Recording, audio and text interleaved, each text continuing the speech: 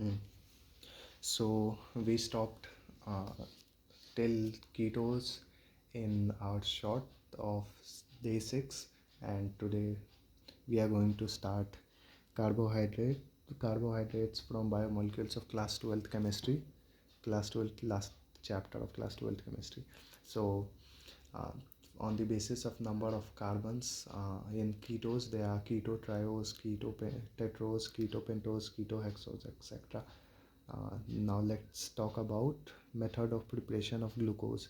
Glucose could be prepared by sucrose. Sucrose is a cane sugar, dextrorotatory, and by its hydrolysis we can create glucose plus fructose. Fructose is laboratory and its degree is minus 92.4, and glucose is plus 52.5. Therefore, um, after hydrolysis there is inversion of sugarcane it because cane sugar is dextrorotatory and the overall product is towards laboratory. And second method of preparation for glucose is from starch.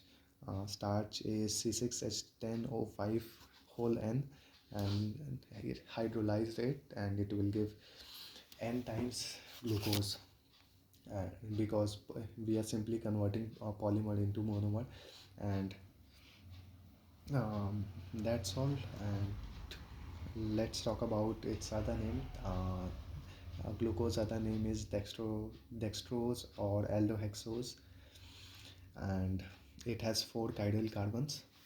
Now let's talk about its reactions. So glucose reaction with HCN, or it is a open chain glucose. We are talking about open chain glucose, that is Fisher projection formula. So in Fisher projection formula of glucose, we react it with hydrogen cyanide, then it gives glucose cyanohydrin.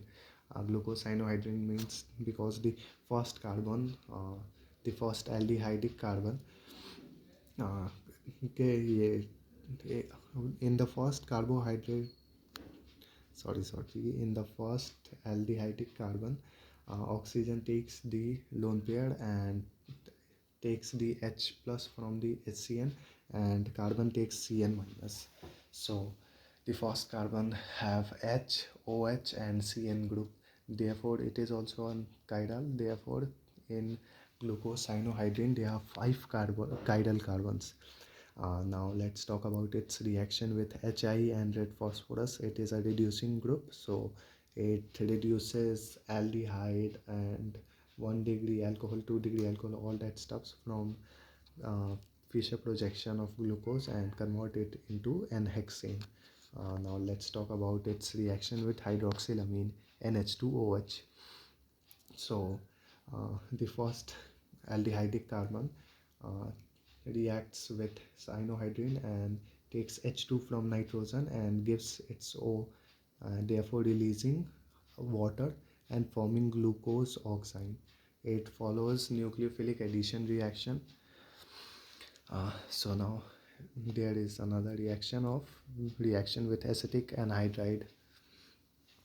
As there we need 5 mole of acetic anhydride, and Fischer projection of glucose reaction with 5 mole of acetic anhydride gives glucose pentaacetate, because the last 1 degree carbon and the middle 2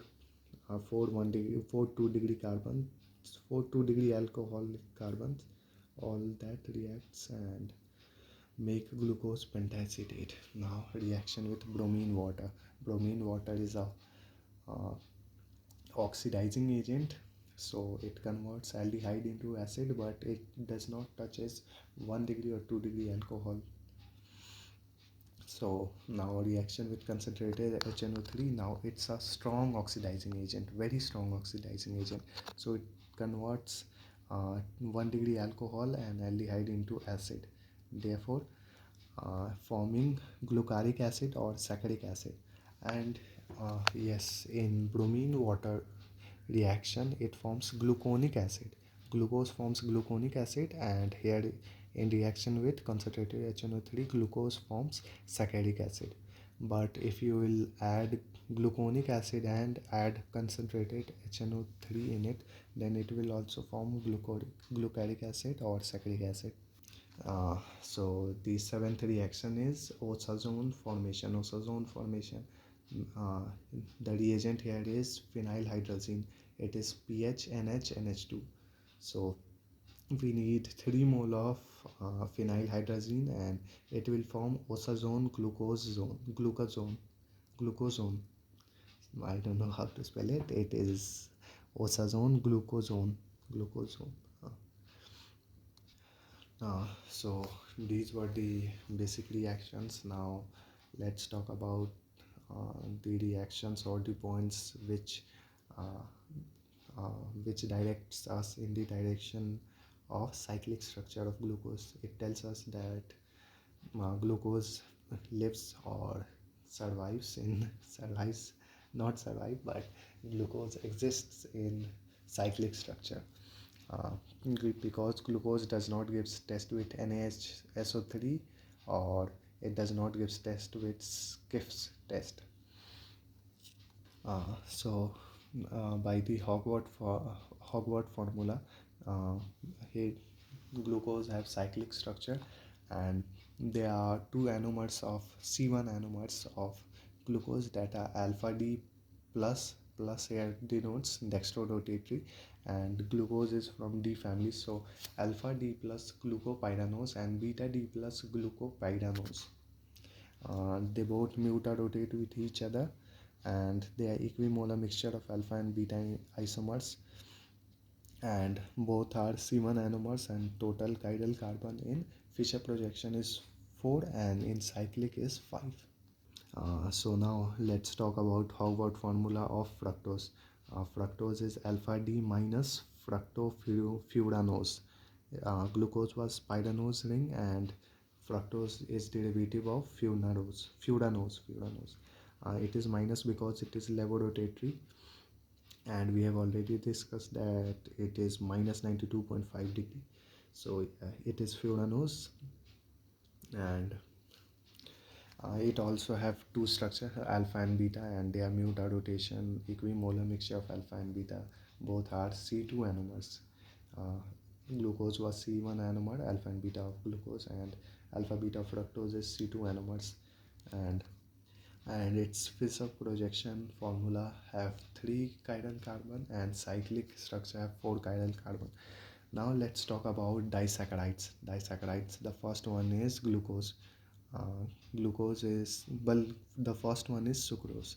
Sucrose is alpha D glucose plus beta D fructose, and alpha D glucose and beta D fructose, and remove H2O from it and form glycosidic linkage, C1C2 glycosidic linkage, and it will form sucrose. And now the second one is maltose. Maltose is alpha D glucose plus alpha D glucose. Both are alpha D glucose. Glycosidic 1,4 glycosidic linkage. So now the third one is lactose.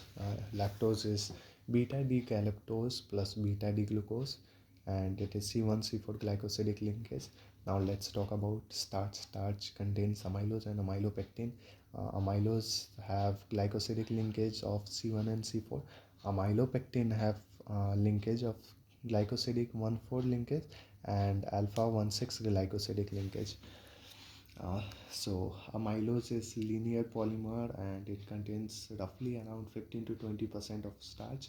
It is water soluble, and it has glycosidic linkage at C1 and C4. And let's talk about now amylopectin. Amylopectin is branched. It has alpha 1,4 and alpha 1,6 glycosidic linkage. It contains roughly 80 to 85% of starch. It is water insoluble.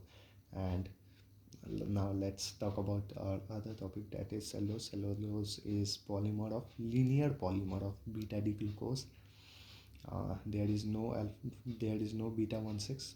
It is only beta 1,4 glycosidic linkage. So now let's talk about a very important topic. Uh, so we'll start from glyceraldehyde, and glyceraldehyde branches into erythros and thrio. Now those are aldopentose, and erythro now branches again into ribose and arabinose, thrio into xylose and lysose, and the rhizose branches into allohexose, aldrose, arabinose branches into glucose and mannose, xylose branches into glucose and iodose, and lastly lysose branches into galactose and torudose. Mm. So now let's talk about the basic tests. There is a one test for carbohydrate, and that is Molish test, and its reagent are alpha naphthol and ethanol, and their reaction with carbohydrate in acidic medium like H2SO4 will give purple ring at the junction of the two liquids, and monosaccharide will do it fast and di and polysaccharide will give it slow. Now let's talk about what was it? Sklivanov test. It is for ketose, and its reagents are resinol plus HCl, and resinol plus HCl reaction with ketose, and now boil it and then it will give cherry red PPT, and it is used to differentiate aldose and ketose. So the other test is Barford test. Barford test is for monosaccharides, and its reagent are CuSO4 plus CH3COOH, and uh, CH. Well, there are other in many books it is written as CuCOOH and something like that, but basically we can say that it is copper sulfate plus acetic acid, and now their reaction with monosaccharide gives red or brown PPT because copper plus 2 ion converts into cuprous oxide Cu2O, and it gives red brown color. Now the other test is most famous well known Benedict test. It is for reducing sugar, AgCuSO4 plus sodium citrate. Reaction with carbohydrate gives multiple colors. First one, for no sugar it gives blue, and for small sugar it gives green, for moderate amount of sugar it gives orange, and for large amount it gives brick red.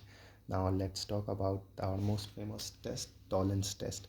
It is also for reducing sugar, and its reagent is AgNO3 plus NH4OH. It is also called silver mirror test because it deposits silver as PPT and converts aldehyde into COO minus.